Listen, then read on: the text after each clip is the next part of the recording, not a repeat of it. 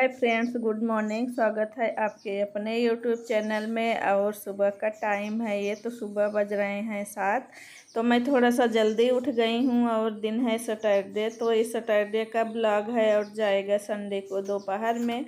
तो जो ब्लॉग मेरा जाता है तो वो दोपहर के बाद ही जाता है। और मैं सबसे पहले तो यहाँ बेड को ठीक करूँगी और उसके बाद फिर लगा लूँगी झाड़ू।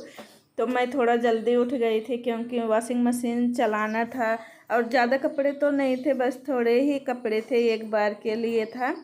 तो मैं जो पानी आता है डायरेक्ट वाला ना, उसी से वॉशिंग मशीन चलाती हूँ क्योंकि वो फोर्स से आता है और टंकी का पानी धीरे धीरे आता है। तो खंगालने में वो उतना अच्छा नहीं रहता है, फिर या तो हाथ से खंगालो। और जब मैं वॉशिंग मशीन लगाती हूँ फिर मैं मशीन में ही पूरा काम करती हूँ। अगर हाथ से ही धुलती हूँ तो फिर हाथ से ही धुल लेती हूँ।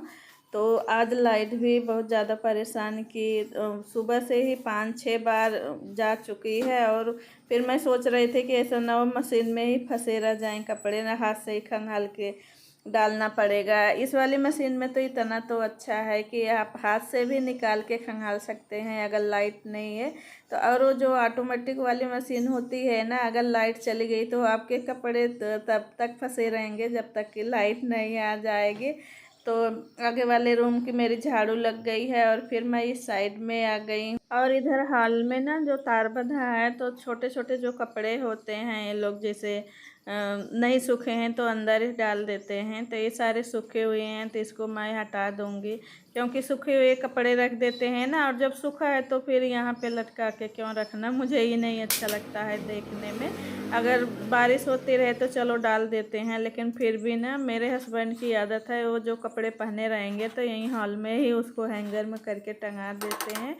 तो यहाँ पे मैं थोड़ी सी चाय बना लेती हूँ अपने लिए और बेटी के लिए। और दोनों तो स्कूल जा चुके हैं, हम दोनों हैं। तो सुबह नाश्ता कर चुकी थी तो हम ही थे, तो अपने लिए मैं चाय बना रही हूँ। और सुबह का नाश्ता जो होता है ना तो मैं बहुत कम ही करती हूँ, जैसे दलिया हुआ या कुछ और हुआ।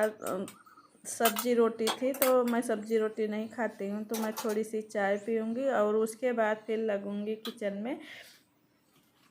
तो अभी मैं चाय पीने के बाद फिर आ गई हूँ किचन में, ये फ्रिज के नीचे। तो वैसे तो झाड़ू तो रोज़ हम लगाते हैं और पोछे भी लगाते हैं, लेकिन जो पानी से धुलते हैं ना फिर भी बहुत ज़्यादा कचरा निकला था फ्रिज के नीचे। जबकि मैं अभी जब से घर से आई हूँ ना तो नहीं धुली थी, तो मेरा मन किया कि नहीं मैं इसको धुल ही लूँगी।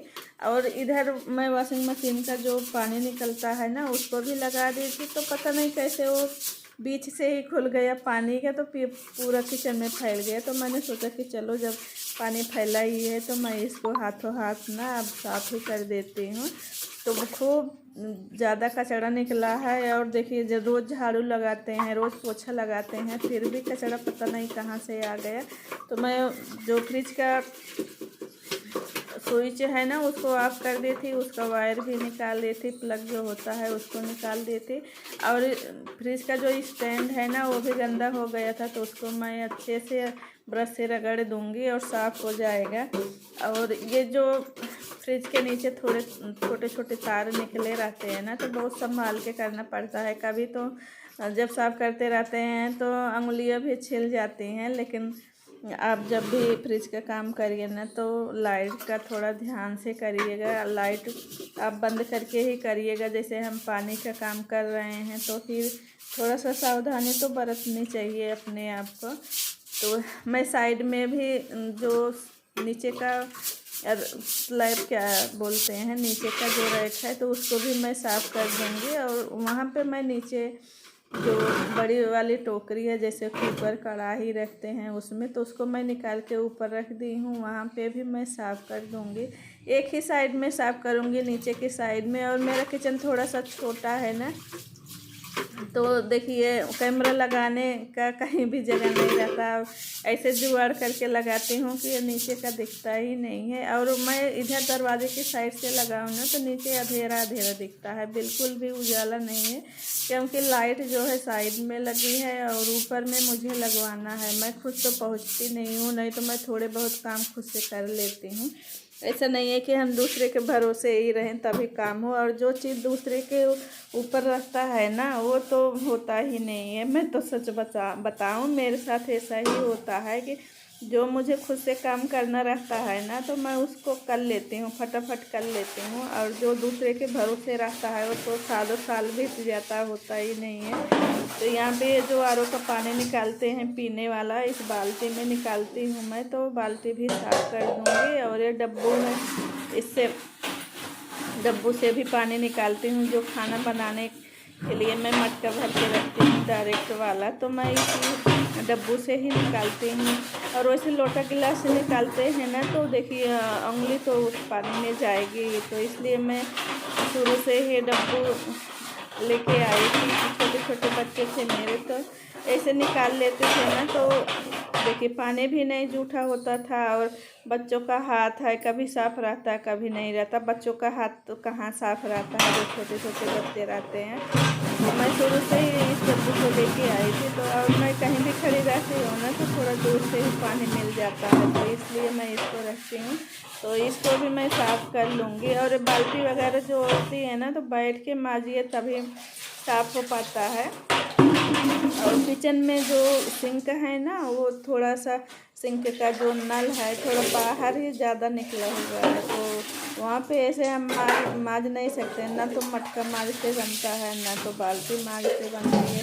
तो बड़े पहले तो जब मैं आई थी ना तो बर्तन भी नहीं माज से बनता था मुझसे, क्योंकि नल बहुत ज़्यादा आगे है। तो फिर अब तो आदत में आ गया है धीरे धीरे। और मैं यहाँ पे मांज रही थी तो ये जो बाल्टी का चूल्हा होता है ना तो उसमें लगी है रबड़, और नाखून में तो थोड़ा सा मेरे गड़ गया था, दुख रहा था।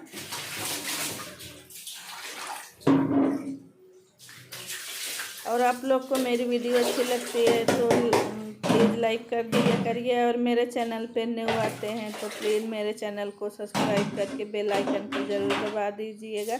और ऐसे जो थोड़े बहुत ही काम होते हैं ना तो अगर नहाने के पहले कर लीजिए तो ठीक है। और नहाने के बाद फिर वैसे जो ये से जैसे बाथरूम का काम हुआ या बेसिन वगैरह धुलना हुआ, इन सब का काम तो नहाने के पहले ही कर लेना चाहिए। तो मैं फिर बाल्टी रख दी माज के एक साइड में, और फिर मैं यहाँ पे बेसिन को भी धुल लूँगी। और जैसे ये बेसिन धुलना और बाथरूम तो रोज़ नहीं धुलते हैं, कभी कभी जैसे बाल धुलना होता है तो बाथरूम चलो झाड़ू मार देते हैं, बहुत ज़्यादा गंदा रहता है तो फिर एसिड डाल देते हैं। तो यहाँ पे मैं जो बेसिन का ये ब्रश है छोटा सा लेके आई थी, तो ये बहुत काम आ जाता है। तो इससे भी मैं हार्पिक डाल के ना खूब अच्छे से रगड़ दूँगी। और ये जो नीचे इसकी पाइप लगी है ना लेजम, तो ऊपर से थोड़ी थोड़ी एक एक दो बूंद पानी टपकता रहता है, इसकी वजह से एक काला हो गया है। और जब बेसिन धुलते हैं ना तो कितना भी बचा के धुलते हैं थोड़ी बहुत पानी नीचे गिर ही जाता है, तो मैं इसको भी झाड़ू से साफ कर दूंगी। और